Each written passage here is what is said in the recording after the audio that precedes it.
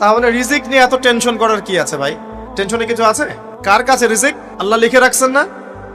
ইনশাআল্লাহ এর বাইরে কিছু হবে হবে না। অতএব এত দুশ্চিন্তার কিছু নাই, জীবনকে নিয়ে এত দুশ্চিন্তার কিছু নাই। জীবনটাকে কোরআন সুন্নাহর আলোকে এনজয় করেন।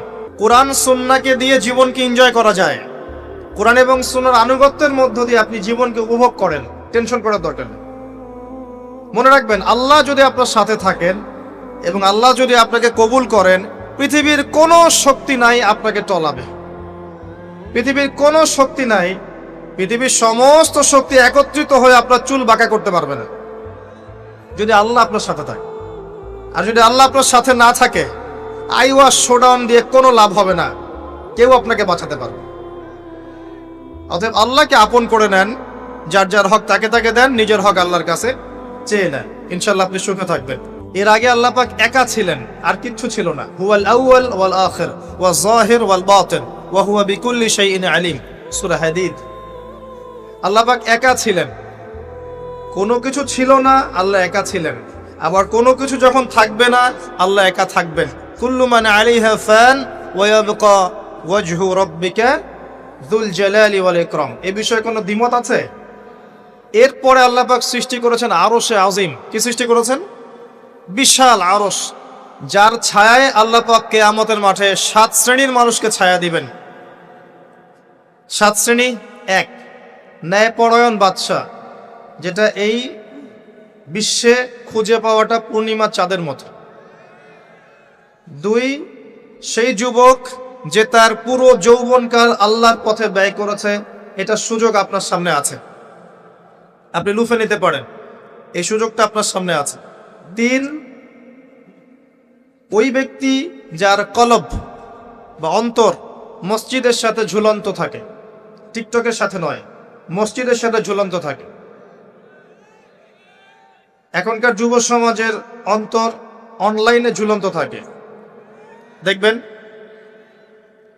4, ওই দুই ব্যক্তি, যেই দুই ব্যক্তি পরস্পরকে শুধুমাত্র আল্লাহর জন্য ভালোবাসে। এখানে বয়ফ্রেন্ড গার্লফ্রেন্ড সম্পর্ক বোঝানো হয়নি। এই দুনিয়ার স্বার্থে জর্জরিত ভালোবাসার বাইরেও ডিভাইন একটা ভালোবাসা আছে, সেটা হচ্ছে আল্লাহর জন্য ভালোবাসা। আর যখন আপনি কাউকে আল্লাহর জন্য ভালোবাসবেন, তখন আপনি কষ্ট পাবেন না ইনশাআল্লাহ। যখন আপনি ভালোবাসার মানুষের কাছে কিছু প্রত্যাশা করবেন, তখন আপনি কষ্ট পাবেন পদে পদে। আল্লাহর জন্য ভালোবাসেন মানুষকে, আপনি কষ্ট পাবেন না ইনশাআল্লাহ। দুই ব্যক্তি যারা পরস্পরকে আল্লাহর জন্য ভালোবাসে, আরো সে ছায়া ছায়া পাবে।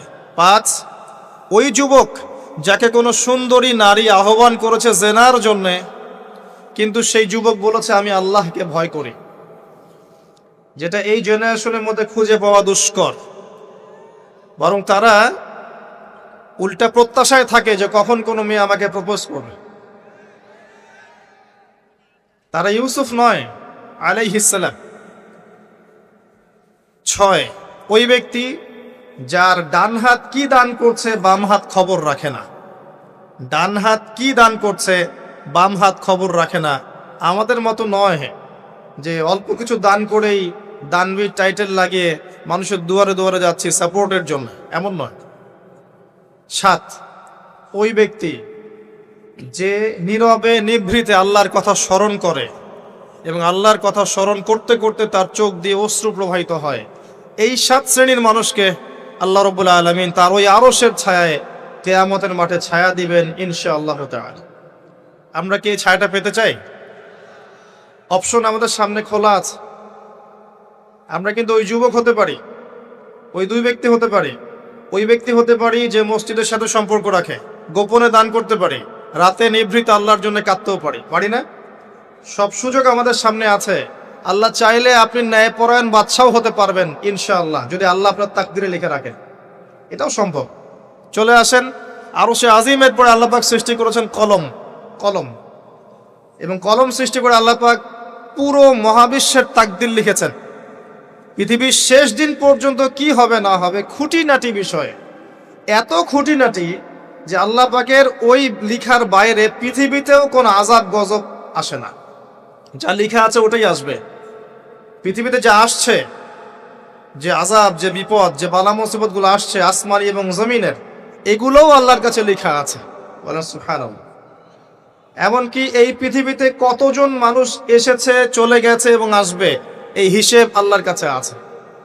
চিন্তা করতে পারেন, পৃথিবীতে কত মাখলুক আছে, হিসেব আল্লাহর কাছে আছে। এই মহাবিশ্বে কত গ্যালাক্সিজ আছে, গ্রহ নক্ষত্র আছে, আল্লাহর কাছে হিসেব আছে। পিঁপড়া কতটুকু আছে এই পৃথিবীতে, এটা আল্লাহ জানেন কতগুলো আছে। সমুদ্রের নিচে কি আছে আল্লাহ জানেন। প্রতিটা বিষয় মহাবিশ্বের লিখিত হয়ে গেছে। এখন যে আল্লাহর কাছে সব লিখিত আছে, সেই আল্লাহ কি আমার রিজিকের মালিক নন? তাহলে রিজিক নিয়ে এত টেনশন করার কি আছে ভাই? টেনশনে কিছু আছে? কার কাছে রিজিক? আল্লাহ লিখে রাখছেন না? ইনশাআল্লাহ এর বাইরে কিছু হবে? হবে না। অতএব এত দুশ্চিন্তার কিছু নাই। জীবনকে নিয়ে এত দুশ্চিন্তার কিছু নাই। জীবনটাকে কোরআন সুন্নাহর আলোকে এনজয় করেন। একটা বই আছে না, এনজয় ইওর লাইফ, বইটা পড়েছেন? কোরআন সুন্নাহকে দিয়ে জীবনকে এনজয় করা যায়। কোরআন এবং সুন্নাহর আনুগত্যের মধ্য দিয়ে আপনি জীবনকে উপভোগ করেন। টেনশন করার দরকার নেই। মনে রাখবেন, আল্লাহ যদি আপনার সাথে থাকেন এবং আল্লাহ যদি আপনাকে কবুল করেন, পৃথিবীর কোনো শক্তি নাই আপনাকে টলাবে। পৃথিবীর কোনো শক্তি নাই, পৃথিবীর সমস্ত শক্তি একত্রিত হয়ে আপনার চুল বাঁকা করতে পারবে না, যদি আল্লাহ আপনার সাথে থাকে। আর যদি আল্লাহ আপনার সাথে না থাকে, আইওয়াশ শোডাউন দিয়ে কোনো লাভ হবে না, কেউ আপনাকে বাঁচাতে পারবে। অতএব আল্লাহকে আপন করে নেন, যার যার হক তাকে তাকে দেন, নিজের হক আল্লাহর কাছে চেয়ে নেন, ইনশাল্লাহ আপনি সুখে থাকবেন। তাকদীর আল্লাহ পাক লিখে ফেলেছেন। এরপরে আল্লাহ রাব্বুল আলামিন কি লিখেছেন? এরপরে আল্লাহ রাব্বুল আলামিন মহাবিশ্ব সৃষ্টি করেছেন 6 দিনে। কয় দিনে? কোরআনে দলিল আছে, হুয়াল্লাযী খালাকাস সামাওয়াতি ওয়াল আরদা ফি সিত্তাতি আইয়াম। তিনি সেই আল্লাহ যিনি আসমান সমূহ, একটা আসমান নয়, আসমান সমূহ মানে যতগুলো আসমান আছে, আর আমরা জানি 7টা আসমান আছে। কয়টা? 7টা মহাবিশ্ব আছে। এখন পর্যন্ত সায়েন্স যত কিছু আবিষ্কার করেছে, এগুলো প্রথম মহাবিশ্বের আবিষ্কার। দ্বিতীয়টাতে ওরা যেতেই পারেনি এখন পর্যন্ত। অতদূর পর্যন্ত স্পেসশিপ যেতেই পারবে না। কথা কি বুঝতে পারছেন? এটা প্রথম আসমানের বিষয়। এরকম আরো 6টা আসমান মহাবিশ্ব আল্লাহ পাক প্রস্তুত করেছেন। তারপরে আছে সিদরাতুল মুনতাহা, তার উপর একটা মহাসাগর আছে, তারপরে কুরসি, তার উপরে আরশে আজিম। আর আরশে আজিমের উপরে আল্লাহ সুবহানাহু ওয়া তাআলা। এখানে একজন মানুষ ওই পর্যন্ত চলে গিয়েছিলেন। তিনি কে? মুহাম্মদুর রাসূলুল্লাহ সাল্লাল্লাহু আলাইহি ওয়াসাল্লাম। তার মর্যাদা আর বোঝার বাকি আছে?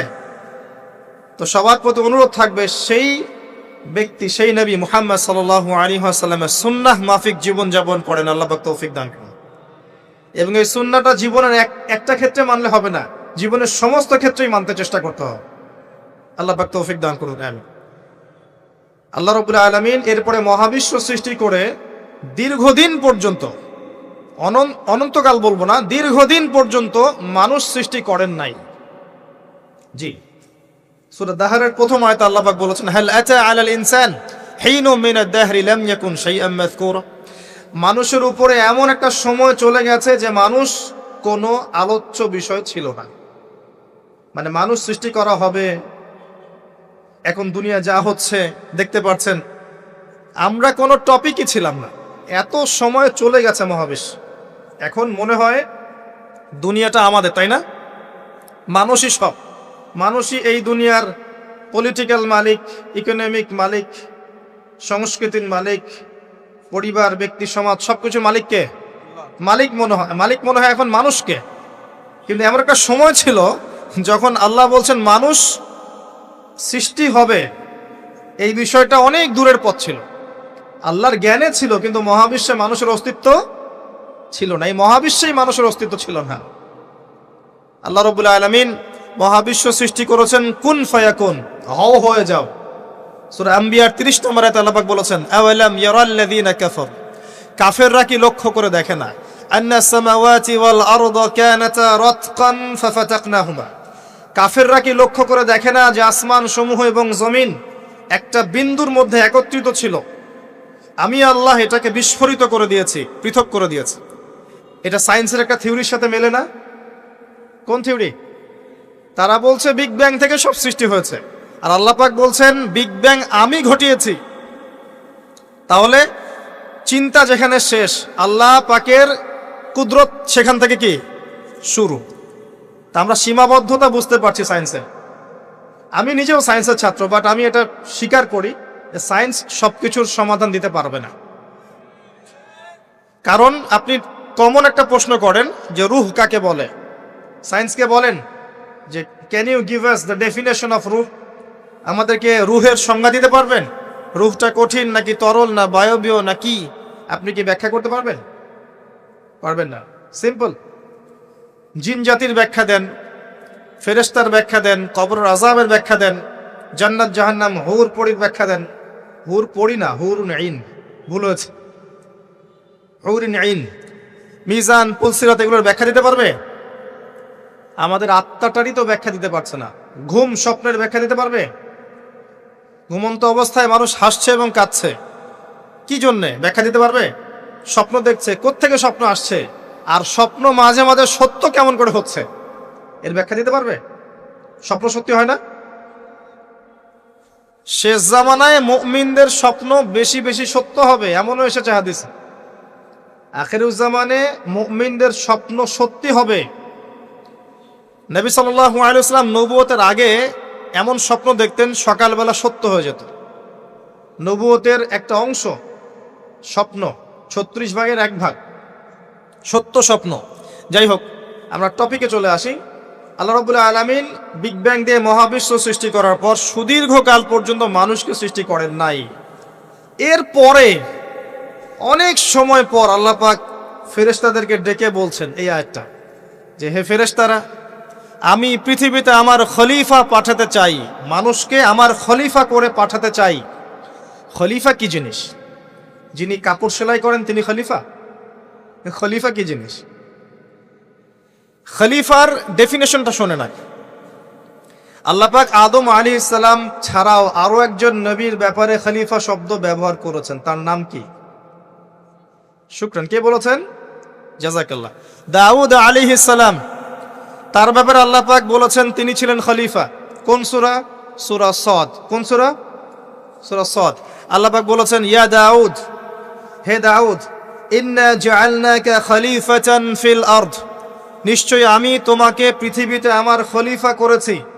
সুলাইমান আলাইহিস সালামের সময় এত উন্নত সভ্যতা ছিল যেটা আর কখনো আসবে না, এবং তাকে এত ক্ষমতা দেওয়া হয়েছিল আল্লাহর পক্ষ থেকে, যার কথা নবী সাল্লাল্লাহু আলাইহি সাল্লাম স্মরণ করে বলেছিলেন যে একটা জিন আমাকে সালাতের মধ্যে ডিস্টার্ব দিচ্ছিল, আমি ভাবলাম জিনটাকে ধরে বেঁধে রাখবো। এটা আমাদের নবীজি বলছেন, একটা জিন আমাকে নামাজে ডিস্টার্ব করছিল, আমি ভাবলাম জিনটাকে ধরে খুঁটির সাথে বেঁধে রাখি। তখন আমার সুলাইমানের কথা মনে পড়লো, আমার ভাই সুলাইমানের কথা মনে পড়লো যে সুলাইমান আলাইহিস সালামকে আল্লাহ পাক এই ক্ষমতা দিয়েছিলেন। আর সুলাইমান আলাইহিস সালাম আল্লাহর কাছে দোয়া করেছিলেন, আল্লাহ আমাকে যে ক্ষমতা দিয়েছো এরপরে আর কাউকে দিও না, এটা দোয়া করেছিলেন। আমার সুলাইমানের কথা মনে পড়লো, আমি জিনটাকে ছেড়ে দিলাম, বাদলাম না। আমাদের নবী মুহাম্মদ সাল্লাল্লাহু আলাইহি ওয়াসাল্লাম মানুষের সম্মান বুঝতেন। আমাদের নবী মুহাম্মদ সাল্লাল্লাহু আলাইহি ওয়াসাল্লাম অন্যের সম্মান বুঝতেন, আর আমরা তার উম্মাহ, অন্যের সম্মান নষ্ট করতে পারলে আমাদের ভাত হজম হয়। অন্যের সম্মান নষ্ট না করা পর্যন্ত ভাত হজম হবে না।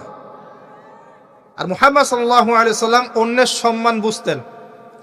আসেন, সুলাইমান আলাইহিস সালাম এবং দাউদ আলাইহিস সালাম এই জেরুজালেম থেকে বিশ্ব শাসন করেছিলেন। আর জেরুজালেম চিনেন তো আপনারা?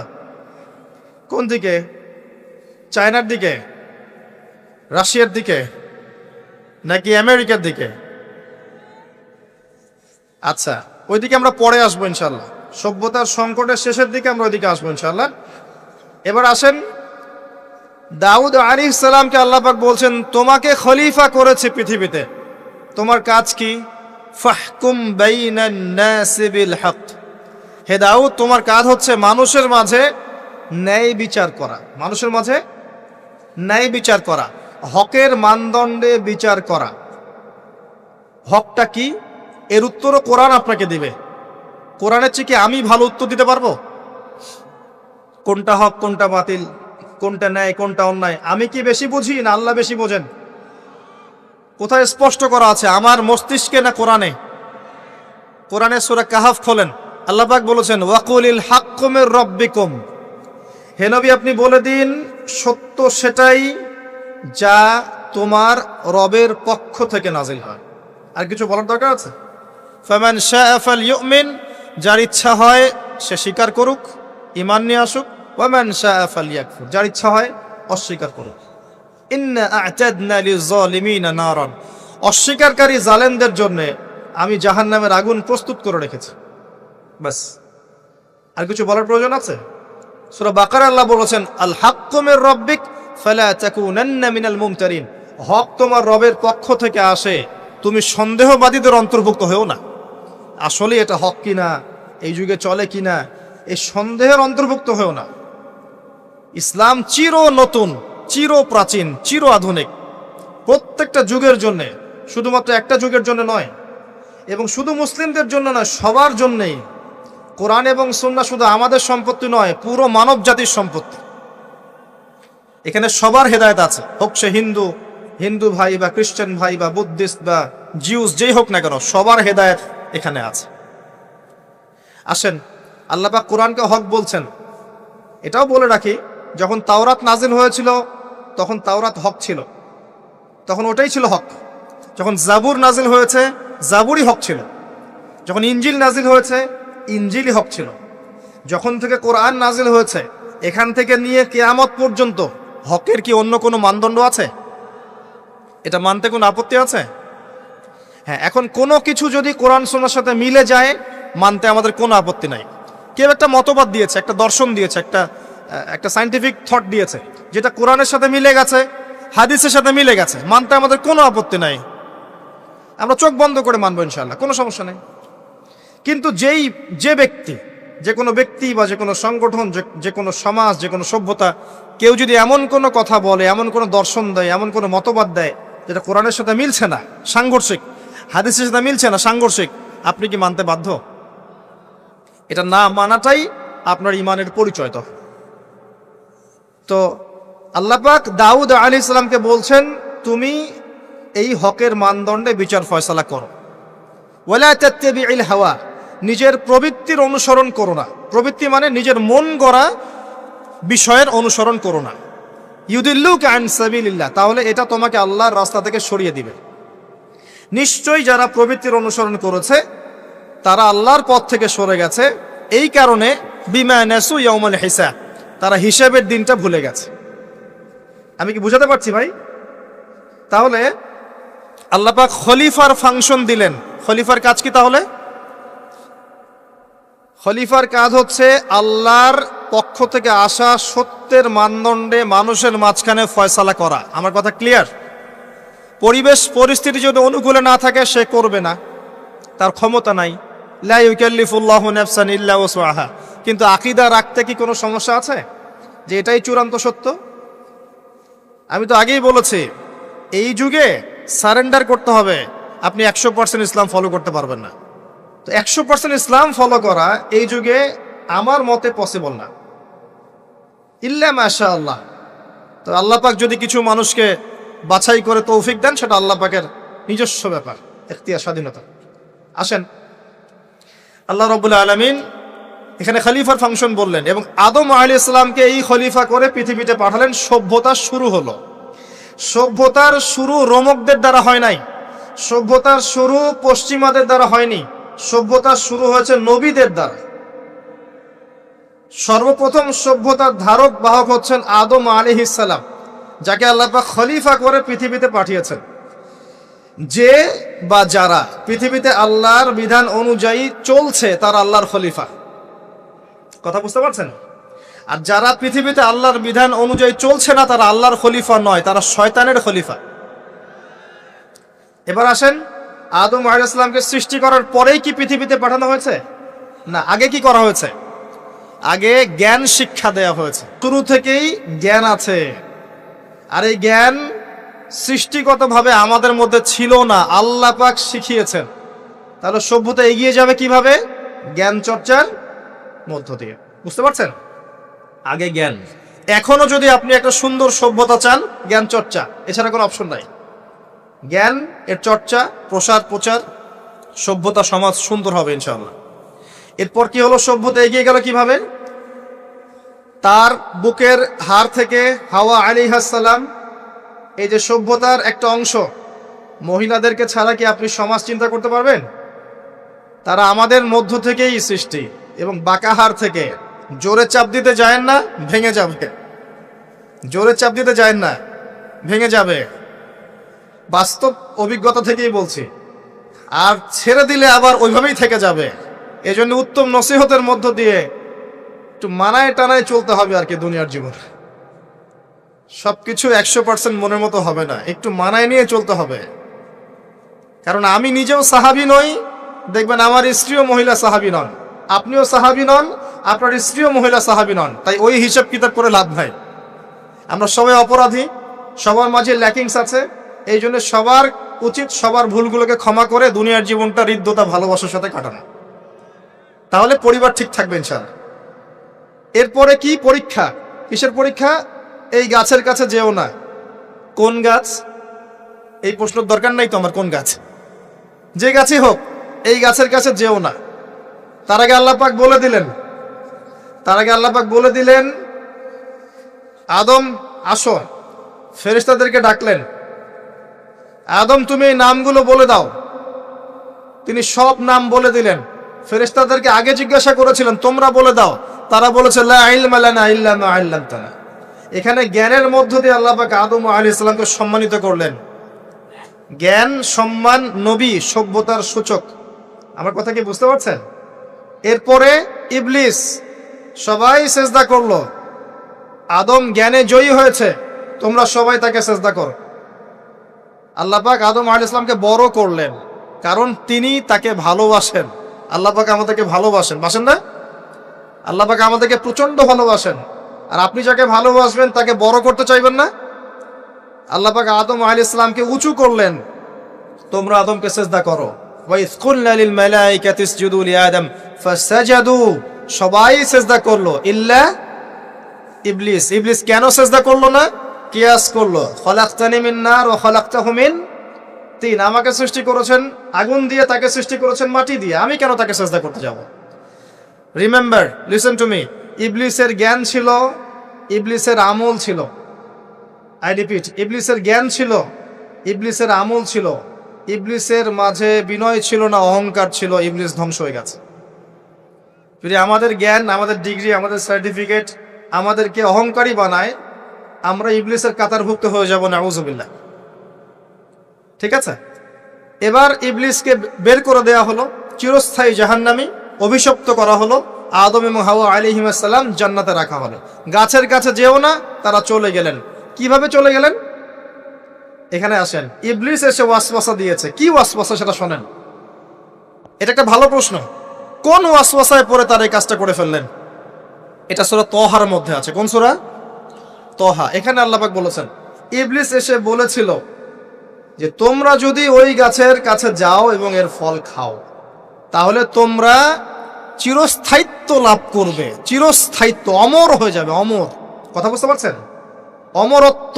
অমরত্বের টোপ দিয়ে ইবলিস এভাবে ওয়াসওয়াসা দিয়েছে আমাদের পিতাকে, আমাদের মাকে। এর ফলশ্রুতিতে আল্লাহ রাব্বুল আলামিন আমাদেরকে নামিয়ে দিয়েছেন পৃথিবীতে। আল্লাহ পাক নামিয়ে দেওয়ার সময় আদম এবং হাওয়া আলাইহিস সালাম তাদেরকে ক্ষমা করে দিয়েছেন, কিন্তু একটা সময় দিয়েছেন, এখন আর জান্নাতে থাকা হবে না, পৃথিবীতে চলে যাও, এখানেও চিরস্থায়ী জীবন পাবে না, নির্দিষ্ট সময় থাকবে। এর মধ্যে আমি তোমাদের রিজিক দিব, তোমাদেরকে আমি খাবার দিব, বাসস্থান দিব, সবকিছু দিব, স্ত্রী সন্তান যা যা লাগে মৌলিক চাহিদা সব দিব। তখন যদি তোমরা আমার হেদায়েতকে মেনে চলো, আবার জান্নাতে ফিরে আসবে। যদি না মানো, ইবলিসের সাথে জাহান্নাম। কথা ক্লিয়ার? সহজ সরল জীবন দর্শন, দ্য ফিলোসফি অফ লাইফ। এত দর্শন শেখার দরকার নাই। আমরা দর্শনের বই পড়তে পড়তে মাথা খারাপ হয়ে গেছে। পশ্চিমা দর্শন, জৈন দর্শন, চারবাক দর্শন, ইউরোপিয়ান দর্শন, আধুনিক দর্শন পড়তে পড়তে অবস্থা খারাপ। মার্কসীয় দর্শন। সুবহানাল্লাহ। একটা সহজ সরল জীবন দর্শন আল্লাহ দিয়েছেন। সূরা বাকারার আয়াত নাম্বার 38 এবং 39, দুইটা আয়াত। কি দর্শন? আল্লাহ বলছেন, কুল নাহবিতু মিনহা জামিআ। আমি আল্লাহ বললাম তোমরা সবাই নেমে যাও। কারা কারা সবাই? আদম, হাওয়া, ইবলিস, তোমরা নেমে যাও পৃথিবীতে। ফাইম্মা ইয়াতিয়ান্নাকুম মিন্নি হুদান, তোমাদের কাছে আমার পক্ষ থেকে হেদায়েত আসবে। কি আসবে? এই যে তাওরাত, জাবুর, ইনজিল, কোরআন, আল্লাহর বাণী, ওহী, এগুলো আসবে, রাসূল আসবেন। ফামান তাবিআ হুদায়া ফালা খাউফুন আলাইহিম ওয়ালা হুম ইয়াহজানুন, যে বা যারাই আমার এই হেদায়েতকে মেনে চলবে তাদের বিন্দু মাত্র ভয় নাই, কোনো টেনশন নাই, কোনো ভাবনা নাই, ইনশাআল্লাহ আবার জান্নাতে ফিরে আসবে ইনশাআল্লাহ। সুসংবাদ, ঠিক আছে? তারপরের আয়াত আল্লাহ পাক বলছেন ওয়াল্লাযীনা কাফারু ওয়া কাযযাবু বিআয়াতিনা, কিন্তু যারা আমার আয়াতকে মিথ্যা প্রতিপন্ন করবে এবং অস্বীকার করবে, কুফরি করবে, ফাউলাইকা আসহাবুন নার, এরা হবে জাহান্নামের অধিবাসী। কার সাথে? ইবলিসের সাথে। হুম ফিহা খালিদুন, তারা সেখানে চিরস্থায়ী হয়। সহজ সরল জীবন দর্শন, দ্য ফিলোসফি অফ লাইফ। মানলেই শান্তি, না মানলেই অশান্তি। এরপর একটা চ্যালেঞ্জ, ইবলিস চ্যালেঞ্জও করছে, আল্লাহ তুমি আমাকে বের করে দিয়েছ, ঠিক আছে, আমি আদম সন্তানের ডান দিক থেকে আসব, বাম দিক থেকে আসব, সামন থেকে আসব, পিছন থেকে আসব, তাকে আমি জাহান্নামের পথে নিয়েই ছাড়ব। এটা মনে রাখেন মাথার মতো, ইবলিসের চ্যালেঞ্জ। আর আল্লাহ পাকও সতর্ক করলেন ইন্নাহু লাকুম আদুউম মুবিন, সে তোমাদের স্পষ্ট শত্রু। এবার পৃথিবীতেও নামিয়ে দিলেন, হেদায়েতও পাঠাচ্ছেন, নবী রাসূল পাঠিয়েছেন। সভ্যতা আস্তে আস্তে এগিয়ে চললো। সভ্যতায় দুইটা শক্তি দেখতে পাচ্ছেন, একটা আল্লাহর পক্ষ থেকে আসা শক্তি, একটা শয়তানি শক্তি। এই দুটো নিয়ে সভ্যতা এগিয়ে চলছে। আবারও বলছি, সভ্যতা শুরু হয়েছে নবী দ্বারা, রোমকদের দ্বারা নয়। সভ্যতা শুরু হয়েছে নবী দ্বারা। মানুষ আগে গাছের ছাল পাতা পরে থাকতো না। সূরা আরাফে আল্লাহ পাক বলেছেন আমি মানুষের জন্য, আদম হাওয়া আলাইহিস সালাম, তাদের জন্য লেবাস পাঠিয়েছি, পোশাক পাঠিয়েছি। আমি লেবাস নাজিল করেছি উপর থেকে। লোহার খনি দেখেছেন? লোহার খনি কেউ কি বিশ্বাস করবে যে লোহা মহাকাশ থেকে পৃথিবীতে এসে পড়েছে? ওয়ানজালনাল হাদিদ, আল্লাহ পাক বলছে আমি হাদিদ নাজিল করেছি। কোরআন নাজিল করা বোঝেন? কোরআন নাজিল মানে কি? আল্লাহর উপর থেকে কোরআন আসেনি। জিবরাইল আলাইহিস সালাম কোরআন নিয়ে আসছেন না নিচে মুহাম্মদ সাল্লাল্লাহু আলাইহি ওয়াসাল্লামের কাছে? এই যে কোরআন নাজিল হচ্ছে, আনজালা। আল্লাহ পাক এই কথা বলছেন যে লোহা আমি নাজিল করেছি। লোহার একটা অণু আপনি তৈরি করতে পারবেন পৃথিবীতে ল্যাবে বসে? সুবহানাল্লাহ। আল্লাহ পাক নাজিল করেছেন। ঠিক একইভাবে আল্লাহ পাক পোশাক নাজিল করেছিলেন আদম এবং হাওয়া আলাইহিস সালাম তাদের জন্য। তারা গাছের ছাল পাতা পরে ঘোরাফেরা করতেন না। বোগাস কথাবার্তা শেখায় মানুষ। এবং কৃষিকাজ, আপনার প্রযুক্তি, আপনার পরিবার গঠন, সন্তান প্রতিপালন, একজন মানুষের জীবন যাপনের জন্য যত কিছু প্রয়োজন, সব জ্ঞান আল্লাহ পাক আদম আলাইহিস সালামকে শিক্ষা দিয়েছিলেন। দুনিয়াতে আসার পরে যখন যেটা প্রয়োজন হয়েছে, ওহী নাজিল হয়েছে, জিবরাইল আলাইহিস সালাম তাকে শিখিয়ে দিয়েছেন। মানুষ গুহার মধ্যে ছবি এঁকে থাকতো। আর এরা বলছে আদম আলাইহিস সালাম বানর থেকে হয়েছেন। নাউযুবিল্লাহ, সুবহানাল্লাহ। এটা যারা বিশ্বাস করে তারা সরাসরি কোরআনের সাথে কুফরি করছে, স্পষ্ট কাফের। আদম আলাইহিস সালাম আল্লাহ পাক তাকে হাত দিয়ে সৃষ্টি করেছেন, নিজের হাতে সৃষ্টি করেছেন।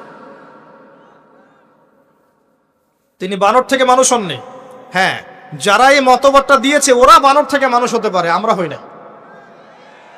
বরং সূরা বাকারা আপনি উল্টা চিত্র দেখতে পারবেন। সূরা বাকারা দেখবেন, পড়তে পড়তে দেখবেন একটা জায়গায় আছে যে শনিবারের সীমা লঙ্ঘন করার জন্য কিছু মানুষকে, বনু ইসরাইলের কিছু মানুষকে আল্লাহ পাক মানুষ থেকে বানর বানিয়ে দিয়েছে। আছে না দলিল? তাহলে এটার প্রমাণ পাওয়া যাচ্ছে। সুবহানাল্লাহ। আসেন, সভ্যতা এগিয়ে চলল। সভ্যতা দুটো শক্তি, আল্লাহর বিধান, আল্লাহ নাজিলকৃত পবিত্র তাওহীদ, এবং অপর সাইডে আছে শয়তানের শিরক। কথা কি বুঝতে পারছেন? দিন দিন এগিয়ে চলতে লাগলো। প্রথম কি ক্রাইমটা হলো পৃথিবীতে? সভ্যতার প্রথম ক্রাইম হয়েছে হাবিল কাবিল। কে কাকে হত্যা করেছে? কাবিল হাবিলকে হত্যা করেছে। কি কারণে? ঈর্ষা। এখান থেকে এই সভ্যতার শিক্ষা কি? শিক্ষা হচ্ছে এটাই, আজকের দিনেও যদি আমরা হাবিল আর কাবিলের মতো এই যে কাবিল যেমন করে ঈর্ষা পরায়ণ হয়ে হাবিলকে হত্যা করেছে, এই ঈর্ষা ত্যাগ না করতে পারি, তাহলে এ উম্মার তাকদিরে খারাপই আছে। কথা কি বোঝা যায়? আমরা এখন পর্যন্ত সেই কাবিলের সুন্নত ত্যাগ করতে পারি নাই। ভিতরটা হিংসা দিয়ে ভর্তি, জর্জরিত।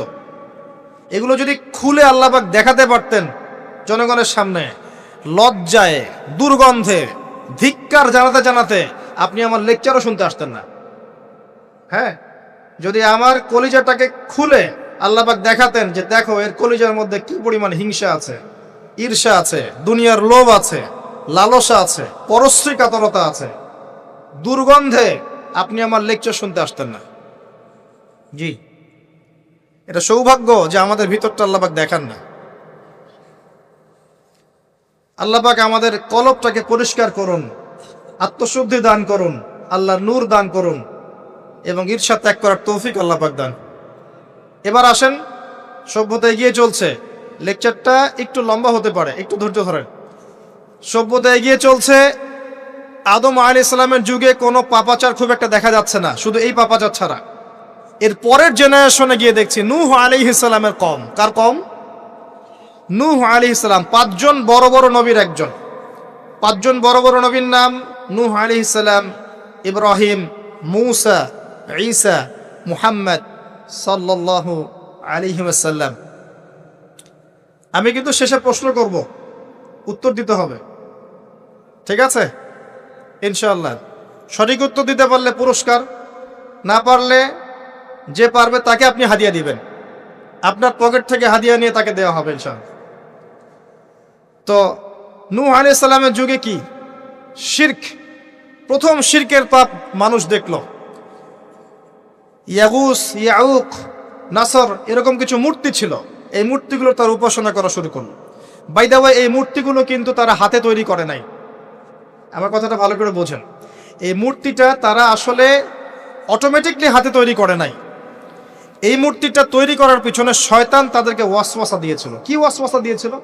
এই ব্যক্তিরা ছিল আগের সময়কার বুজুর্গ ব্যক্তি। বুজুর্গ ব্যক্তি বোঝেন, পরেশগার বুজুর্গ ব্যক্তি। তো শয়তান এদেরকে বুঝিয়েছিল, যদি তোমরা বুজুর্গ ব্যক্তিদের, আল্লাহওয়ালা মানুষদের মূর্তি তৈরি করে মসজিদের বাইরে রাখো, তাদেরকে দেখলে তোমাদের ইবাদতে মনোযোগ বাড়বে। শয়তান এই ওয়াসওয়াসা দিয়েছে। ওই জেনারেশন তাই করলো। ওই জেনারেশন যখন চলে গেল, পরের প্রজন্মকে শয়তান ওয়াসওয়াসা দিল, আরে মসজিদের বাইরে কেন, ভেতরেই রাখলে হয়। তারা ভেতরে নিয়ে আসলো, এই জেনারেশন শেষ হয়ে গেল। তারপরে আরেকটা জেনারেশন আসলো, ওদেরকে শয়তান বুঝালো সরাসরি এদের কাছে চাইলেই হয়। শিরক শুরু হলো। আপনি কি বুঝতে পারছেন কিভাবে শিরক শুরু হয়েছে বিশ্বে?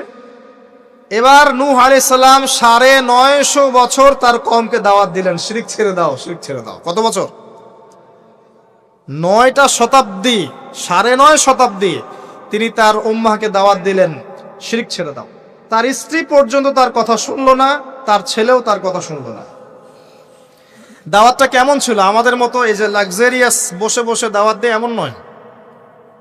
দাওয়াতটা এমন ছিল, নূহ আলাইহিস সালাম নিজেই বলছেন, ইন্নী দাআউতু কওমি লাইলা ওয়া নাহার। আল্লাহ, আমি আমার কওমকে দিন রাত দাওয়াত দিয়েছি, দিন রাত 24 ঘন্টা। ওয়ালাম ইয়াজিদহুম দুআই ইল্লা ফিরারা। আমার দাওয়াত শুনে মানুষ খালি পালিয়েই গেছে, পালিয়েই গেছে। এরকম করে দাওয়াত দিয়েছেন, এমন ভাবে দাওয়াত দিয়েছেন, শেষে সমাজের মানুষ শুনছে না, পরিবারের লোকও কথা শুনছে না। তখন হাত উঁচু করে বলছেন, রব্বি আন্নী মাগলুবুন ফান্তাসির। আল্লাহ, আমি পরাজিত, আমাকে সাহায্য কর। তখন আল্লাহ পাক প্লাবন পাঠালেন, ধ্বংস হয়ে গেল জালেম। আর যারা মুমিন তাদেরকে আল্লাহ পাক উদ্ধার করলেন কিস্তিতে করে। সভ্যতার সংকট বুঝতে পারছেন? সভ্যতার সংকট মানে হচ্ছে শিরক। যখন সভ্যতায় শিরক এসেছে, আল্লাহ পাক তাওহীদ পন্থীদেরকে বাঁচিয়েছেন, মুশরিকদেরকে ধ্বংস করে দিয়েছে। এবং এই মুশরিকদেরকে আল্লাহ পাক পরকালেও জাহান্নামের আগুনে জ্বালাবেন, আর তাওহীদ পন্থীদেরকে আল্লাহ পাক পরকালে জান্নাত দিবেন ইনশাআল্লাহ। এই সভ্যতা এগিয়ে যাচ্ছে, এরপরে আরো এগিয়ে গেল। সব তো বলার সময় নাই, কয়েকটা বলছি। এগিয়ে যেতে যেতে একটা কওম আসলো, একটা সভ্যতা আসলো, যারা এত শক্তিশালী, ফিজিক্যাল স্ট্রাকচার এত লম্বা চওড়া, মানে এক একজন তাল গাছের সমান সমান লম্বা মানুষ, আদম সন্তান। পাহাড় কেটে কেটে বাড়ি নির্মাণ করে। এবং তাদের এই সভ্যতা সম্পর্কে আল্লাহ পাক বলেছেন, যে লাম ইউখলাক মিসলুহা ফিল বিলাদ, এমন সভ্যতা পৃথিবীতে সৃষ্টি করা হয়নি। এত উচ্চ মানের সভ্যতা ছিল। এদের নাম ছিল আদ জাতি। আদ কি নাম? তাদের নবী ছিলেন হুদ আলাইহিস সালাম। কি নাম? হুদ আলাইহিস সালাম। তিনি দাওয়াত দিলেন একই স্টাইলে, আল্লাহর ইবাদত করো, আমার আনুগত্য করো, শিরিক করো না, ইত্যাদি ইত্যাদি। কওম তার কথা শুনলো না। অল্প কিছু মানুষ শুনলো, তাদেরকে তিনি সাথে নিয়ে চলে গেলেন। আল্লাহ পাক জালেমদেরকে ধ্বংস করে দিলেন। একই সুন্নাহ। কিভাবে ধ্বংস করলেন? ঝঞ্ঝা বায়ু দিয়ে। এমন বাতাস, যে বাতাসে পুরো কওম উড়ে চলে গেল খেজুর গাছের মতো, খেজুর গাছের ডালের মতো পড়ে থাকলো। যারা বলতো মান আশাদ্দু মিন্না কুওয়া, আমাদের চেয়ে শক্তিশালী আর কে আছে, আল্লাহ পাক ওদেরকে বাতাস দিয়ে উড়িয়ে শেষ করে দিলেন। সুবহানাল্লাহ। এরপরে আরেকটা সভ্যতা আসলো, যার নাম সামুদ। তাদের নবীর নাম সালেহ আলাইহিস সালাম। তারাও আদ জাতির ভাই, ওরাও ফিজিক্যালি অনেক স্ট্রং ছিল। একইভাবে নবী দাওয়াত দিলেন, তারা কবুল করলো না। আল্লাহ পাক ওই মুমিনদেরকে উদ্ধার করলেন, বাকিদেরকে বজ্রপাত দিয়ে ধ্বংস করে দিলেন। কি দিয়ে ধ্বংস করলেন? বজ্রপাত। বজ্রপাতের প্রচন্ড শব্দে কর্ণঘোর ফেটে গেল, তারা তাদের ঘরের সামনেই পড়ে থাকলো। এটা একটা কওম ছিল, যেই কওমটাকে বলা হয়েছিল যে সময় আছে তোমাদের সামনে, তোমরা চাইলে তওবা করে ফিরে আসতে পারো, অথবা 3 দিন ভোগবিলাস করতে পারো, ধ্বংস আসবে, আযাব আসবে। ওরা বলেছিল বরং আমরা 3 দিন ভোগবিলাস করে নেব। কোন সম্প্রদায়ের সাথে এই আকীদাটা মিলছে? বর্তমান যুগের কোন সভ্যতার সাথে এই আদর্শটা মিলছে? কথা কি বুঝতে পারেন? কারা শিখায় মানুষকে খাও দাও ফুর্তি করো? খাও দাও ফুর্তি করো, কালকের কি চিন্তা, আজকেই বেঁচে নাও। কারা শিখায়? এই যে সালেহ আলাইহিস সালামের কওম এমন ছিল। তওবা করে ফিরে আসো, ওরা বলছে না, 3 দিন সময় আছে, খেয়ে নিয়ে ফুর্তি করে নেব। জেনা, মদ, খাওয়া দাওয়া সব চললো। তৃতীয় দিন সকালবেলা ফজরের সময় বিকট শব্দে ওদের কর্ণগুহর আল্লাহ ফাটিয়ে দিলেন, এবং ঘরের সামনে চিৎপটাং হয়ে পড়ে থাকলো। কম শেষ, ডিস্ট্রয়। এখনো হিজাজ অঞ্চলে তাদের ধ্বংসাবশেষ দেখা যায়। অনলাইনে সার্চ করে দেখেন। সভ্যতা এগিয়ে চললো। আপনি কি সভ্যতার এগিয়ে যাওয়ার মধ্যে মিল পাচ্ছেন? কোনো একটা কমন জিনিস পাচ্ছেন? প্রত্যেক সভ্যতা আল্লাহ পাক ওহী নাজিল করেছেন, রাসূল পাঠিয়েছেন, আনুগত্যের দিকে আহ্বান করেছেন। যারা করে নাই ধ্বংস, যারা করেছে সফল। সভ্যতার সংকট। সভ্যতা এগিয়ে যেতে যেতে একটা কওম আসলো, যার নাম হচ্ছে শুআয়ব, কওমে মাদিয়ান। কি নাম? কওমে মাদিয়ান। শুআয়ব আলাইহিস সালামের কওম। শুআয়ব আলাইহিস সালাম একজন নবী ছিলেন, যিনি তার মেয়েকে মূসা আলাইহিস সালামের সাথে বিয়ে দিয়েছিলেন। ওইদিকে আমরা আসছি ইনশাআল্লাহ। শুআয়ব আলাইহিস সালামের কওমের অপরাধ ছিল, এরা মাপে কম দিত এবং ডাকাতি করত। কি করত? ডাকাতি। আমরাও কিন্তু কম করি না ডাকাতি। এখন আমরা নেক্সট সুরতেও ডাকাতি করি, বৎসুরতেও ডাকাতি করি, করি না? অনেকে তো কোটটাই পরে ডাকাতি করে। কোটটাই পরে বড় বড় মাপের ডাকাতি করে। কারণ আপনি কোটটাই পরলে তো ধরতে পারবেন না কলার, কিছু বলতে পারবেন না। সব ক্ষেত্রে এগুলো চলছে। স্যুট বুট পরে বসে থাকবো সুদী ব্যাংকে, মানুষের রক্ত চুষে খাচ্ছে। অনেক সময় দেখা যায় দিনের লেবাস পরেও আমরা জনগণের টাকা পয়সা লুটে খাই। হ্যাঁ, তো ওই যে ডাকাতি করতো শুআয়ব আলাইহিস সালামের কওম, এবং তারা মাপে কম দিত। রমজান মাসে একটা অনুরোধ করবো, আল্লাহর ওয়াস্তে কৃত্রিম সংকট তৈরি করে মানুষকে কষ্ট দিয়েন না, বরং এই মাসে আপনি দাম আরো কমিয়ে দেন, আল্লাহ আপনার রিজিকে বারাকা দিবেন। ইনশাআল্লাহ মানুষকে খাওয়ান, বেশি বেশি ইফতার করান, বেশি বেশি ইফতার করান, সমাজ কল্যাণমূলক কাজ করেন, আল্লাহ রহম করবে ইনশাআল্লাহ। আল্লাহর ওয়াস্তে এই মাসটাকে কোটিপতি হওয়ার সুযোগ মনে করেন না, এটা আপনার ক্ষমা পাওয়ার মাস। আল্লাহ পাক বোঝার তৌফিক দান করুন তাদেরকে। তারপরেও কিছু মানুষ থাকবে, লাহুম কুলুবুন লা ইয়াফকাহুনা বিহা, যাদের কলব আছে উপলব্ধি করে না, ওয়া লাহুম আযানুন লা ইয়াসমাউনা বিহা ওয়া লাহুম আ'য়ুনুন লা ইবসিরুনা বিহা, কান আছে শোনে না, চোখ আছে দেখবে না। উলাইকা কাল আনআম, এরাই জন্তু জানোয়ারের মতো। বাল হুম আদাল, বরং তার চেয়ে ওরা নিকৃষ্ট। বাল হুম আদাল, বরং তার চাইতেও নিকৃষ্ট। ওয়া উলাইকা হুমুল গাফিলুন, এরা গাফিল সম্প্রদায়। আসেন, মাপে কম দেওয়া, ডাকাতি করার কারণে আল্লাহ পাক কি করলেন? আল্লাহ পাক এই মাদিয়ান জাতি ইতিহাসে প্রথমবার, সভ্যতায় প্রথমবার এই মাদিয়ান জাতিকে আল্লাহ পাক ভূমিকম্প দিয়ে ধ্বংস করেছে। ভূমিকম্প দিয়ে আল্লাহ পাক ধ্বংস করেছেন ওয়ার্ল্ড হিস্ট্রিতে প্রথম এই মাদিয়ান কওমকে। আর এই ভূমিকম্প আখিরুজ্জামানেও আসবে, বড় বড় তিনটা, একটা পূর্ব দিকে, একটা পশ্চিমে, আর একটা বিশ্বের মাঝখানে। অপেক্ষা করতে থাকেন এবং প্রস্তুতি গ্রহণ করতে থাকেন, সামনে আসবে ইনশাআল্লাহ আযজা ওয়াজাল। কারো ঠেকানোর ক্ষমতা নাই, বিকজ এটা হাদিসে লেখা আছে, কিছু করার নাই। একটা কাজই করার আছে, পরকালের ফিকির করা আর মৃত্যুর প্রস্তুতি গ্রহণ করা। আসেন, এরপর কি হলো? সভ্যতা এগিয়ে চললো, নবী মূসা আলাইহিস সালামের কওম আসলো, বনু ইসরাইলের ঘটনা আপনারা জানেন। এর আগে একটা স্কিপ করে গেছে, ওইদিকে আসছি। এর আগে ইব্রাহিম আলাইহিস সালাম ছিলেন, মনে আছে? ওই যে নমরুদ, ইব্রাহিম আলাইহিস সালাম বাবা তার আহ্বানে সাড়া দিচ্ছে না, বাড়ির থেকে চলে গেলেন, স্ত্রী সারা কিনে চলে গেলেন প্যালেস্টাইন, সেখানে থাকা শুরু করলেন। পরে হাজারা আলাইহিস সালামকে বিয়ে করলেন, সেখান থেকে আবার মক্কা, সেখানে সন্তানকে জবাই করার ফিতনা, পরীক্ষা, সফল হলেন, প্রত্যেকটা ক্ষেত্রে সফল হলেন। আল্লাহ রাব্বুল আলামিন তাকে বলেছেন যে ইব্রাহিম একাই একটা উম্মাহ। আল্লাহ পাক তাকে অগ্নি পরীক্ষা নিলেন, অগ্নি পরীক্ষাতেও তিনি পাশ করলেন। নমরুদকে আল্লাহ পাক ধ্বংস করলেন, ইব্রাহিমকে বিজয়ী করলেন। বলেন সুবহানাল্লাহ। সভ্যতার একই চিত্র। এবার মূসা আলাইহিস সালামের সময় আপনি গিয়ে দেখবেন ফেরাউনকে আল্লাহ পাক দলবল সহ ডুবিয়ে মারলেন, মূসা আলাইহিস সালাম বনী ইসরাইলকে আল্লাহ পাক উদ্ধার করলেন। একই চিত্র। সভ্যতার সংকট, বুঝতে পারছেন? সভ্যতার সংকটের মধ্যে যখনই আপনি দেখবেন শিরিক আছে, আল্লাহর অবাধ্যতা আছে, নবীর আনুগত্য নাই, ধ্বংস। যখনই তাওহীদ আছে, সুন্নত আছে, হালাল আছে, নবীর আনুগত্য আছে, সাফল্য। সভ্যতা আরো এগিয়ে গেল। দেখবেন দাউদ আলাইহিস সালামের যুগ আসলো, তিনি জেরুজালেম থেকে ওয়ার্ল্ড শাসন করা শুরু করলেন। সুলাইমান আলাইহিস সালামের সময় আসলো, তিনি আরো বড় পরিসরে শাসন করা শুরু করলেন। এদিকে ইউসুফ আলাইহিস সালামের সময় এসেছিল, যিনি মিশরে রাজত্ব করেছিলেন। ইয়াকুব আলাইহিস সালামের সময় এসেছিল। ইদ্রিস আলাইহিস সালামের যুগ এসেছিল। যুলকারনাইন তার সময় এসেছিল, যিনি মাশরিক মাগরিব বিজয় করেছিলেন। অনেক যুগ চলে গেল, এমনকি ঈসা ইবনে মারইয়ামের সময় আসলো, তিনিও একই সুন্নাহ পালন করতে লাগলেন। এরপরেও মুহাম্মদ সাল্লাল্লাহু আলাইহি ওয়াসাল্লামের সময় আসলো। এখান থেকে আপনি একটু বচন কবুল করতে লাগলো এবং ইসলামের প্রচার প্রসার বাড়তে লাগলো। যত প্রচার বাড়তে লাগলো, কাফের মুশরিকদের নির্যাতন তত বেশি বাড়তে লাগলো। এত নির্যাতন বাড়তে লাগলো, এক পর্যায়ে মক্কা থেকে আবিসিনিয়ায় হিজরত করতে হলো, হাবাসা, ইথিওপিয়ায়। সেখানে বাদশা নাজাশী ছিলেন, তিনি মুসলিমদেরকে আশ্রয় দিলেন, সেখানে মুসলিমরা থাকতে লাগলো। এমনকি নবী সাল্লাল্লাহু আলাইহি ওয়াসাল্লাম তায়েফে গেলেন সাহায্য পাওয়ার আশায়, তায়েফবাসী খারাপ ব্যবহার করলো, তাকে রক্তাক্ত করলো, তিনি আবার মক্কায় ফিরে আসলেন। তিনটা বছর গাছের ছাল পাতা খেয়ে সাহাবায়ে কেরামকে শিয়ারে আবু তালেবে রাত দিন কাটাতে হলো। 3 বছরের বয়কট জীবন।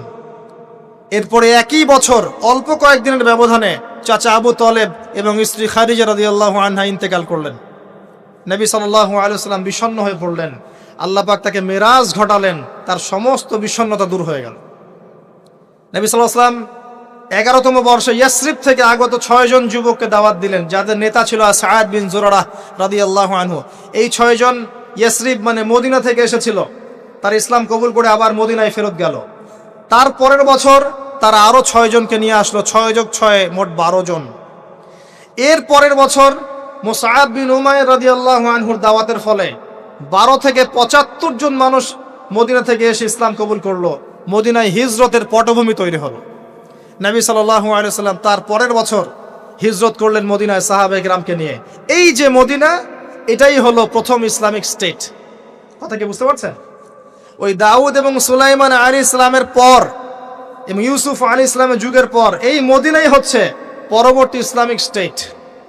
এখানে ছিল রাষ্ট্রের সমস্ত সংজ্ঞা, এখানে ফুলফিল হলো, এখানে জনগণ হলো, এখানে সার্বভৌমত্ব থাকলো, এখানে গভর্নমেন্ট হলো এবং যার প্রেসিডেন্ট স্বয়ং মুহাম্মদ সাল্লাল্লাহু আলাইহি ওয়াসাল্লাম। আমার কথা কি বুঝতে পারছেন? আমি একটু দ্রুত নিয়ে যাচ্ছি আপনাদেরকে, সময় শর্ট। এবার এই মদিনাকে প্রোটেক্টেড করার জন্য নবী সাল্লাল্লাহু আলাইহি ওয়াসাল্লাম সামরিক বাহিনী থেকে শুরু করে ইকোনমিক বেস, আপনার পলিটিক্যাল অ্যাফেয়ার্স, সমস্ত বিষয়গুলো করতে লাগলেন। এক পর্যায়ে আবু সুফিয়ানের কাফেলাকে আক্রমণকে কেন্দ্র করে বদরের যুদ্ধ হয়ে গেল, আর এই যুদ্ধে মুসলিমদেরকে আল্লাহ পাক বিজয় দান করলেন। তার পরের বছর উহুদের যুদ্ধ হলো। আমাদের একটা ভুলের কারণে আমরা এই যুদ্ধের সাময়িক বিপর্যয়ের শিকার হলাম। পরাজিত হয়নি, সাময়িক বিপর্যয় শিকার হয়েছে। স্বয়ং নবী সাল্লাল্লাহু আলাইহি ওয়াসাল্লামকেও মার খেতে হয়েছে। জি, এবং 70 জন সাহাবী এখানে ইন্তেকাল করেছেন, শাহাদাত বরণ করেছেন, যার মধ্যে হামজা রাদিয়াল্লাহু আনহুও ছিলেন। এর পরের বছর 10,000 সৈন্য নিয়ে মুশরিকরা আক্রমণ করলো মদিনা। এখানে 1.5-2 মাস মদিনাকে অবরোধ করে রাখলো। এটা হলো খন্দকের যুদ্ধ, আহজাবের যুদ্ধ। সূরা আহজাব পড়ে দেখেন। এরপর তারা ফিরে চলে গেল। এবার নবী সাল্লাল্লাহু আলাইহি ওয়াসাল্লাম বললেন, আজকের পর থেকে তারা আর আমাদেরকে আক্রমণ করতে পারবে না, আমরাই করবো ইনশাআল্লাহ। এরপর নবী সাল্লাল্লাহু আলাইহি ওয়াসাল্লাম দাওয়াত বাড়াতে লাগলেন, ইকোনমিক বেস বাড়াতে লাগলেন, সামরিক বিষয়গুলো শক্তিশালী করতে লাগলেন এবং গোত্রে গোত্রে ইসলামের দাওয়াত পৌঁছে দিতে লাগলেন। এক পর্যায়ে স্বপ্ন দেখলেন তিনি মক্কা তাওয়াফ করছেন। সাহাবীরা বুঝে ফেললেন যে আমরা মক্কায় ঢুকবো। তারা ইহরাম বেঁধে মক্কায় ঢুকতে লাগলেন। প্রতিবন্ধকতা দেওয়া হলো হুদাইবিয়া নামক জায়গায়। হুদাইবিয়া নামক জায়গায় খালিদ বিন ওয়ালিদ, যিনি তখন ইসলাম কবুল করেননি রাদিয়াল্লাহু আনহু, তিনি মুসলিমদেরকে ঠেকিয়ে দিলেন, যাওয়া হবে না। এর ফলশ্রুতিতে এখানে চুক্তি হলো, যেটাকে আমরা হুদাইবিয়ার সন্ধি বলে থাকি। চুক্তির প্রতিটা দফাই বাইরের চোখ দিয়ে মনে হয় যে আমাদের প্রতিকূলে যাচ্ছে, কিন্তু আদতে এগুলো আমাদের অনুকূলে ছিল। কি দফা? 10 বছর আমরা যুদ্ধ করব না, ওকে ডান। তোমাদের কেউ আমাদের দলে আসলে ফিরাই দেওয়া লাগবে, আমাদের কেউ তোমাদের দলে গেলে ফিরাই দিব না, ওকে ডান। এই বছর ওমরা করতে পারবে না, ফেরত যেতে হবে, ঠিক আছে ডান। পরের বছর আসতে হবে, তাও 3 দিনের জন্য বিনা অস্ত্রে, ওকে ডান। সবকিছুই ডান, যাও। এই চুক্তি হয়ে গেল। আল্লাহ পাক আয়াত নাজিল করলেন, ইন্না ফাতাহনা লাকা ফাতহাম মুবিনা। এই চুক্তির মধ্যেই তোমাকে আমি বিজয় দিয়েছি হে নবী সাল্লাল্লাহু আলাইহি ওয়াসাল্লাম। বলেন সুবহানাল্লাহ। কি বিজয় বোঝেন এই জায়গাটা। কুরাইশরা ছিল সবচেয়ে বড় শত্রু, আর আমাদের আরেকটা শত্রু ছিল ইহুদিরা, যাদের মধ্যে 3টা গোত্র ছিল, বনু কুরাইজা, বনু কাইনুকা, বনু নাজির। বনু নাজির, বনু কুরাইজা, বনু কাইনুকা, এদেরকে বের করে দেওয়া হয়েছে। এরা খায়বারে গিয়ে আশ্রয় নিয়েছে। এর মধ্যে শুধু বনু কুরাইজাকে হত্যা করা হয়েছিল, কারণ তারা গাদ্দারি করেছিল আহজাবের যুদ্ধে। এটা দ্বিতীয় বড় শত্রু, আর এই কুরাইশরা সবচেয়ে প্রধান বড় শত্রু। কি করলেন নবী সাল্লাল্লাহু আলাইহি ওয়াসাল্লাম? তিনি 10 বছরের জন্য তাদের হাতকে চেপে ধরলেন। এই 10 বছর তারা আমাদের সাথে আর যুদ্ধ করবে না, মানে এরা স্টপ। এখন আমি বাইরের শত্রু থেকে ডিল করতে পারবো। কথা কি বুঝতে পারছেন? এই চুক্তির ঠিক পরের বছর নবী সাল্লাল্লাহু আলাইহি ওয়াসাল্লাম খায়বার আক্রমণ করলেন, কারণ এরা আর খায়বারকে সাহায্য করতে পারবে না। What a leader, what a personality, মানে কি ব্যক্তিত্ব, কি নেতা, কি বিচক্ষণতা, চিন্তা করেন। 10 বছর বন্ধ করে দিলাম, তোমার সাথে আমার কোনো লড়াই নাই এবং তুমি আমাদের কোনো শত্রুকে হেল্প করতে পারবে না, ওকে ডান, ডিল হয়ে গেল। এবার যেহেতু বড় শত্রুর হাত চেপে ধরা হয়েছে, এখন ছোট ছোট শত্রুগুলোকে তিনি সাইজ করা শুরু করলেন, একটা একটা করে ধরে সবগুলোকে সাইজ। পরে বড়টারও কলার চেপে ধরলেন। কি ডিপ্লোমেসি! আমরা খালি এখন মিষ্টি খাওয়া সুন্নত জানি, আমরা এখন জিওপলিটিক্যাল ডিপ্লোম্যাটিক সুন্নাত জানি না। জি, চিন্তা করে দেখ, এই জায়গাটা খুব ভালো করে বুঝবেন। খায়বার বিজয়ের পর থেকে নিয়ে মুসলিমদের আর্থসামাজিক অবস্থা আরো বাড়তে লাগলো, প্রচুর সম্পদ গনিমত বাড়তে লাগলো এবং পররাষ্ট্রনীতি অ্যাপ্লাই করা হলো। রোমক সম্রাটকে দাওয়াত দেওয়া হচ্ছে, মিশরের বাদশাকে দাওয়াত দেওয়া হচ্ছে, পারস্যের দাওয়াত দেওয়া হচ্ছে। আস্তে আস্তে সারা বিশ্বে ইসলামের দাওয়াত ছড়িয়ে পড়ল। এক পর্যায়ে মাত্র এই চুক্তির 3-4-5 বছর পরেই, এই চুক্তির 10 বছর যায় নাই, 3 বা 4 বছর পরেই, 3-4 4.5 এরকম বছর পরেই বিনা যুদ্ধে বিশাল সেনাবাহিনীকে নিয়ে নবী সাল্লাল্লাহু আলাইহি ওয়াসাল্লাম এই মক্কা আক্রমণ করলেন। মক্কা বিজয়। কোন মক্কা? যেই মক্কায় আগে শিরিক ছিল, এখন শিরিক নাই। যেই মক্কায় সুদ ছিল, এখন সুদ নাই। যেই মক্কায় নারীকে জীবন্ত কবর দেওয়া হয়েছে, নারীর কোনো অবমাননা নাই। যেই মক্কার মধ্যে মাদকের সয়লাভ ছিল, কোনো সয়লাভ নাই। যে মক্কায় গোত্রীয় হানাহানি কাটাকাটি ছিল, এখন কিচ্ছু নাই, সবাই ভাই ভাই। এই মক্কা, জাহেলিয়াতের মক্কাকে আল্লাহ রাসূল সাল্লাল্লাহু আলাইহি ওয়াসাল্লাম 23 বছরের ব্যবধানে একেবারে টোটাল ইসলামিক পরিবেশে পরিণত করলেন। সেই আল্লাহ কি মরে গেছেন? সেই নবীর আদর্শ কি মরে গেছে? আল্লাহ নাজিল করা সেই কিতাব কি উঠে গেছে পৃথিবী থেকে? তাহলে ওই জাহেলি সমাজকে যদি পরিবর্তন করা যায়, আমাদের জাহেলিয়াতকে পরিবর্তন করা সম্ভব না? এই বিশ্বের জাহেলিয়াত পরিবর্তন করা সম্ভব নয়? আমরা করতে পারি না পারি, আল্লাহ পাক এমন প্রজন্ম আনবেন, দেখে নিন তারা করে দেখাবে ইনশাআল্লাহ। যখন আল মাহদি আসবেন, ঈসা ইবনে মারিয়াম আসবেন, তখন জাহিলিয়াতের রেশ মাত্র থাকবে না ইনশাআল্লাহ, ইনশাআল্লাহু আযজা ওয়া জাল। এর আগ পর্যন্ত কঠিন সময় আছে। ওই কঠিন সময় যাওয়ার আগে আরেকটু পথ পাড়ি দেওয়া আপনাদেরকে। মুহাম্মদ সাল্লাল্লাহু আলাইহি সাল্লাম এই যে মক্কা ইসলামিক পুরো একটা এনভায়রনমেন্ট প্রতিষ্ঠা করলেন, এরপর কি এটা থেমে গিয়েছিল? এরপর আবু বকর সিদ্দিক রাদিয়াল্লাহু আনহু এসেছেন, তিনিও সেই খেলাফার দায়িত্ব পালন করেছেন। কোন খেলাফা? ফাহকুম বাইনান নাসি বিল হক, সূরা সাদ। তারপরে এসেছেন ওমর ইবনে খাত্তাব, আরো 10 বছর, তখন মুসলিমরা অর্ধ বিশ্ব শাসন করেছে। এরপরে এসেছেন উসমান রাদিয়াল্লাহু আনহু, মুসলিমরা আরো বড় বিশ্ব শাসন করেছে। তারপরে এসেছে আলী রাদিয়াল্লাহু আনহুর যুগ, তখন মুসলিমরা অভ্যন্তরীণ কিছু ক্রন্দলে লিপ্ত হয়ে গিয়েছিল, এখানে মুসলিমদের শক্তিটা কিছুটা কমে যায়। আলী রাদিয়াল্লাহু আনহুকে হত্যা করা হয়েছিল, তাকে চোরাগুপ্ত হামলা চালিয়ে হত্যা করা হয়েছে, ঠিক যেমন ওমর রাদিয়াল্লাহু আনহুকে হত্যা করা হয়েছিল। এরপর কি হয়েছে? এরপর মুসলিমদের মাঝে আস্তে আস্তে ফিতনা বাড়তে শুরু করেছে। একদল মানুষ বের হয়েছে যারা বলেছে যে আলী রাদিয়াল্লাহু আনহু তিনি নবী, নাউজুবিল্লাহ। এরা তাকে নিয়ে এত বেশি বাড়াবাড়ি করেছে যে তারা পথভ্রষ্ট হয়ে গেছে। আরেক দল লোক বের হয়েছে, এরা বলেছে কবিরা গুনাহগার ব্যক্তি হলেই কাফের, একে হত্যা করা লাগবে, এরা হয়ে গেছে খারেজি। আরেক দল লোক বের হয়েছে, এরা বলে তাকদীর বলতে কিচ্ছু নাই। আরেক দল লোক বের হয়েছে যারা বলে যে মানুষের কর্মের কোনো স্বাধীনতা নাই। আরেক দল বের হয়েছে যুক্তি দিয়ে প্রমাণিত হলেই কোরআন সুন্নাহ মানবো, না হলে মানবো না। এরকম করে শিয়া, খারেজি, মুতাজিলা, মুরজিয়া, জাহমিয়া, জাবারিয়া, কাদারিয়া, কত যে দল বের হয়েছে, আস্তে আস্তে আস্তে আস্তে উম্মাত বিভক্ত হতে শুরু করেছে। এই সময়ে ইমামগণ আবির্ভূত হয়েছিলেন, মুহাদ্দিসগণ আবির্ভূত হয়েছিলেন, তারা সংস্কারধর্মী কাজ অব্যাহত রেখেছিলেন। এভাবে আস্তে আস্তে মাযহাবগুলো গড়ে উঠেছে, হাদিসের কিতাবগুলো আমরা পেয়েছি, সভ্যতা এগিয়ে গেছে। আগাতে আগাতে এক পর্যায়ে উমাইয়ারা শাসন নিয়েছে। উমাইয়ারা প্রায় 132 বছর এই উম্মাকে লিড দিয়েছিল। তখন ইসলামী খেলাফার একটা শেল, যদিও তারা ভিতর থেকে ফাসেক হয়ে গিয়েছিল, কিন্তু একটা শেল ছিল 132 বছরের মতো। ইসলাম এগিয়ে গেছে, সভ্যতা এগিয়ে গেছে। সভ্যতার অমুকরা দিয়েছে, সভ্যতা মুসলিমরা দিয়েছে, সভ্যতা এগিয়ে গেছে। এরপরে আব্বাসীয় খেলাফত এসেছে, প্রায় 500-550 বছর, 550 বছর তারা পৃথিবী শাসন করেছে। আব্বাসীয়দের সময় মুসলিমদের ভিত যখন দুর্বল হয়ে যায়, তখন মঙ্গোলিয়ানরা আব্বাসীয়দেরকে আক্রমণ করেছিল এবং 40 দিনের ব্যবধানে 20 লাখ মুসলিমকে হত্যা করেছে। যখনই আল্লাহ পাকের ওই সুন্নাহ, যখনই অমুসলিমরা তো আছেই, মুসলিমরাও যদি আল্লাহর বিধান থেকে সরে গিয়েছে, আল্লাহ পাক ওদেরকেও সরিয়ে দিয়েছেন, নতুন সম্প্রদায় নিয়ে এসেছেন। এটাই সভ্যতার সংকট। আবার কথাটা ভালো করে বোঝেন, অমুসলিমদের কথা বাদ দেন।